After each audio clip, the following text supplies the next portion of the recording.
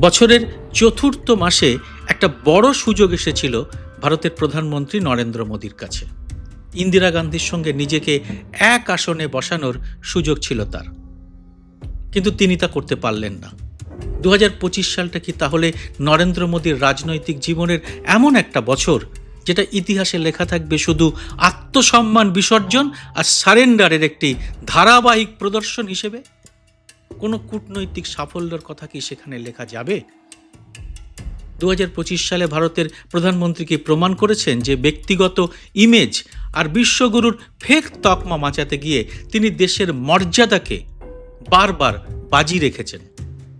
গোটা বিশ্বেই কি তার এই দ্বিচারিতার নীতির জন্যে ভারতীয়দের এখন নানাভাবে হেনস্থা হতে হচ্ছে? পাসপোর্টের তালিকাতেও ভারতের নাম এখন তলানিতে এসে ঠেকেছে। আর মোদির বিদেশ নীতি কি স্রেফ কোলাকুলির এক ফটোশ্যুটে পরিণত হয়ে ক্রমশ বিশ্বজুড়ে একটা হাসি ঠাট্টার বিষয় হয়ে উঠছে? আর উল্টো দিকে বছরের শেষে লোকসভার বিরোধী দলনেতা রাহুল গান্ধীর জার্মানির ভাষণ নিয়ে কেন উচ্ছ্বসিত হয়ে উঠেছে বিদেশি সংবাদ মাধ্যম এবং কূটনৈতিক মহল? তাহলে 2025 সালে কতটা ব্যাকফুটে চলে গেলেন মোদি? আজকের এই এপিসোডে আন্তর্জাতিক ক্ষেত্রে এই বিষয়গুলির সঙ্গে সঙ্গে মোদির নীতির প্রাপ্তি নিয়ে একটা ছোট্ট হিসেব নিকেশ করব। ভিডিওটি শেষ পর্যন্ত দেখে ভালো লাগলে লাইক ও শেয়ার করে এটিকে আরও মানুষের কাছে পৌঁছে দিতে ভুলবেন না।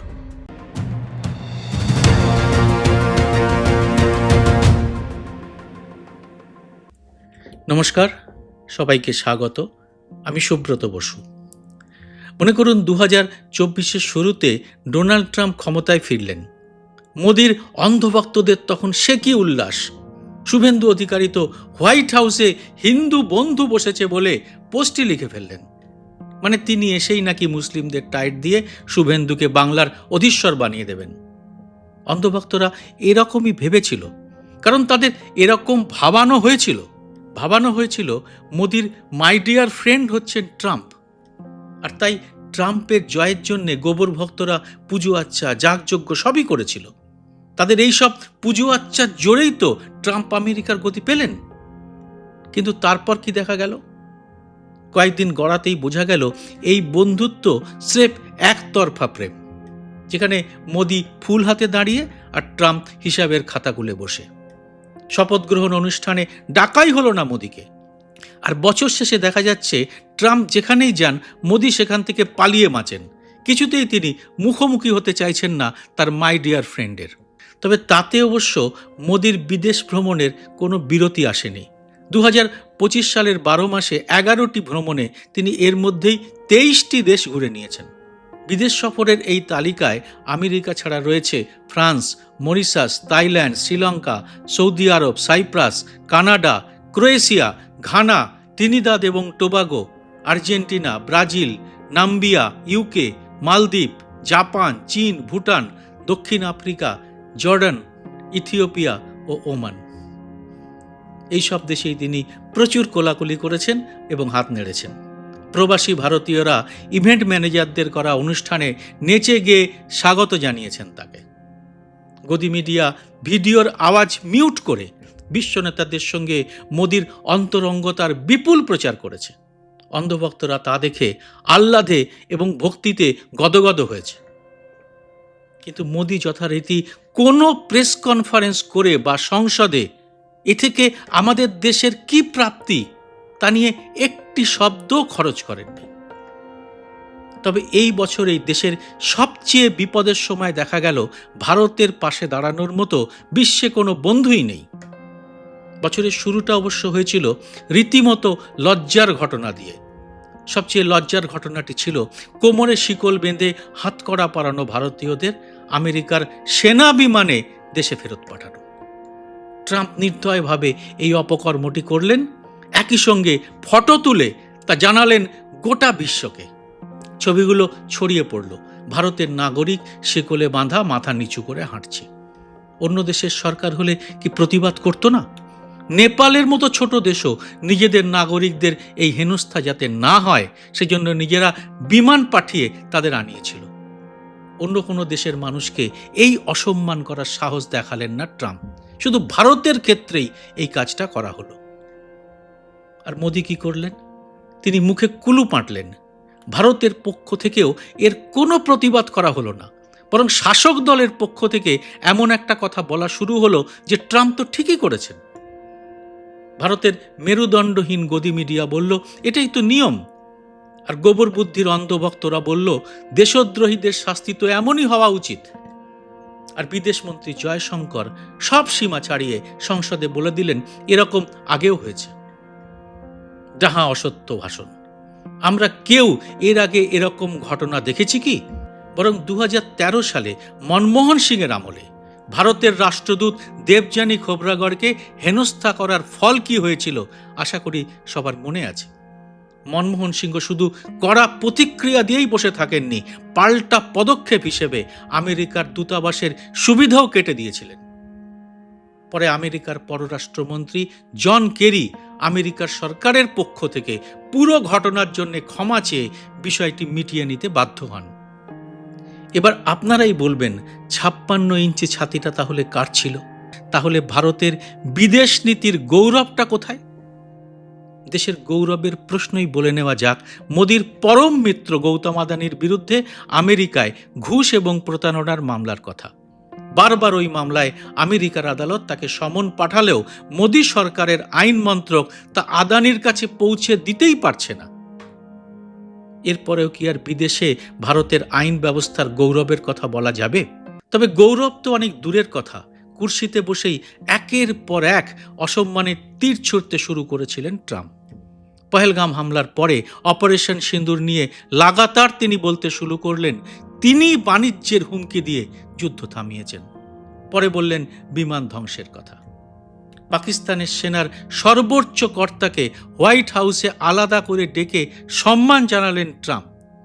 একসঙ্গে ডিনারও সারলেন। রাষ্ট্রপুঞ্জে পাকিস্তানকে সন্ত্রাস বিরোধী কমিটির মুখিয়াও করে দেওয়া হলো। মোদী সরকার এ নিয়ে কি করলো? এক লাইনের প্রতিবাদও নয়। বছরের প্রথমার্ধে কাশ্মীরের পহেলগামে নির্মম হত্যাকাণ্ড ঘটে গিয়েছিল। 26 জন নিরীহ পর্যটককে খুন করা হয়েছিল। তারপরেই অপারেশন সিঁদুর। কিন্তু দেখা গেল বিশ্ব পর্যটন করে এত কোলাকুলি করে মোদি এই বিপদের সময় একজনও বন্ধু জোটাতে পারেননি। বরং সিঁদুরের পরে সৌদি আরবের সঙ্গে একটি ন্যাটো ধাঁচের সামরিক চুক্তি করে ফেলল পাকিস্তান। ওই চুক্তির মোদ্দা কথা, পাকিস্তানকে কেউ আক্রমণ করলে সৌদি তার নিজের উপর আক্রমণ বলেই মনে করবে। খোদ ভারতীয় সেনাকর্তারাও বললেন অপারেশন সিঁদুরে পাকিস্তানের পাশে দাঁড়িয়েছে চীন এবং তুরস্ক। চীনের গোয়েন্দা শক্তিকে ব্যবহার করেই পাকিস্তান লড়েছে। এরপরেও কিছু বলল না মোদী সরকার, বরং মোদির বিদেশ নীতি আরও এক কানাগলিতে ঢুকে পড়ল। অন্ধভক্তরা ঠিক বুঝতে পারছিলেন না কখন তারা কার সঙ্গে আছেন। এই ছিলাম ট্রাম্পের সঙ্গে, বয়কট করছিলাম চীনা পণ্য। ট্রাম্প 50% শুল্ক দেওয়ার পরে হঠাৎ তাদের আরাধ্য হয়ে উঠল শি জিনপিং। গদি মিডিয়া খবর করতে লাগলো ট্রাম্প নাকি মোদি জিনপিং এর সঙ্গে হাত মেলানোর ছবি দেখে থরথরিয়ে কাঁপছেন। অথচ কিছুদিন আগেই আমাদের সেনাবাহিনী সরকারিভাবে অপারেশন সিঁদুরে চীনা মদতের কথা বলেছে। আবার এর মধ্যেই এসে গেল অরুণাচল নিয়ে চীনের মানচিত্র। ব্যাস, এবার রাশিয়ার প্রেসিডেন্টের সফর নিয়ে তার সঙ্গে মোদির এক গাড়িতে চড়া নিয়ে শোরগোল শুরু হয়ে গেল গদি মিডিয়ায়।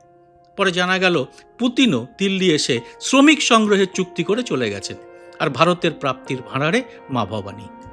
অথচ এর আগে সবসময় ভারত চীন, আমেরিকা এবং রাশিয়া এই 3 দেশের সঙ্গেই একটা কূটনৈতিক ভারসাম্য বজায় রেখেছে। মোদির আগে ভারতের সব প্রধানমন্ত্রীর কূটনীতির মূল কথাই ছিল এই ভারসাম্য। মোদির ঘোর অপছন্দের নেহেরুই এই নির্জোট বা সমদূরত্বের নীতি প্রস্তুত করে গেছেন। অথচ অপারেশন সিঁদুরে পাক অধিকৃত কাশ্মীরের দখল যদি নিয়ে নিতে পারতেন মোদি, তাহলেই তো তিনি ইন্দিরা গান্ধীর সঙ্গে এক আসনে বসে যেতে পারতেন। তা তিনি পারেননি। কিন্তু উত্তরপ্রদেশের মুখ্যমন্ত্রী যোগী আদিত্যনাথের ভোটের আগের প্রতিশ্রুতি মনে করুন। তিনি বলেছিলেন বিজেপি এবার সরকার গড়লে 6 মাসের মধ্যেই পাক অধিকৃত কাশ্মীরকে ভারতের অধীনে আনবে। এই দ্বিচারিতাই ভারতের বিদেশ নীতির সর্বত্র। আর তাই গোটা বিশ্বই ভারতের অবস্থানকে নিয়ে সংশয়। ব্রিক্সের অনেক দেশই ভারতকে এখন আর বিশ্বাস করে না। অনেক কূটনীতিক তো সরাসরি ভারতকে ব্রিক্সের মধ্যে ট্রোজান হর্স বলতেও ছাড়ছেন না। বিদেশের সংবাদ মাধ্যমে প্রবল সমালোচনা হচ্ছে মোদির বিদেশ নীতির।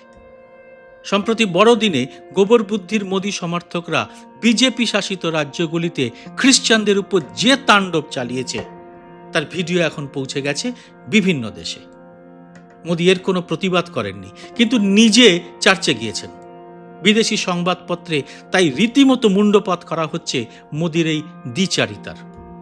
এই দ্বিচারিতা কেবল নৈতিক নয়, কূটনৈতিকভাবেও ক্ষতিকর। কারণ বিশ্ব কি বুঝে গেছে যে এই সরকার ঘরে শক্ত আর বাইরে খুব দুর্বল। বিদেশি বড় বড় সংবাদ মাধ্যমে লেখা হচ্ছে ভারতের প্রধানমন্ত্রী দেশের ভিতরের জন্য এক ভাষা আর বাইরের জন্য আর এক ভাষা তৈরি করেছেন। আর এই দ্বিচারিতাই 2025 সালে ভারতের পররাষ্ট্রনীতির মূল সমস্যা। অথচ বছরের শেষ মাসে লোকসভায় বিরোধী দলনেতা রাহুল গান্ধী জার্মান সফরে গিয়ে ভারতের গণতান্ত্রিক পরিকাঠামো নিয়ে যে বক্তৃতা করেছেন তার উচ্ছ্বসিত প্রশংসা করেছে বিদেশি সংবাদ মাধ্যম। রাহুল গান্ধীর বিদেশ সফর মানে কোনো না কোনো বিশ্ববিদ্যালয়ে একটি মুক্ত আলোচনা। এমন মুক্ত আলোচনা এবং প্রশ্নোত্তর পর্বের অনুষ্ঠানে ভারতের প্রধানমন্ত্রীকে কেন পাওয়া যায়নি গত 11 বছরে? কোলাকুলি আর জড়িয়ে ধরাচ্ছে এগুলো কি অনেক ধারালো অস্ত্র হতে পারত না দেশের পক্ষে? এতে বাড়তে পারত না কি দেশের গৌরব? গোবর বুদ্ধির অন্ধভক্তরাও জানেন কেন এই কাজ না করে কোলাকুলি করে থাকেন তাদের বিশ্বগুরু, আর কিভাবে দেশের বিদেশ নীতির 12টা বাজে সর্বত্র। আগামী বছরে মানে 2026 সালের শেষে গিয়ে এই বিদেশ নীতি নিয়ে যখন আবার অনুষ্ঠান করতে বসবো, তখন কি এর কোনো পরিবর্তন দেখতে পাবো? আপনারা এই ব্যাপারে কি বলেন অবশ্যই জানান কমেন্ট বক্সে। জয় হিন্দ, সত্যমেব জয়তে।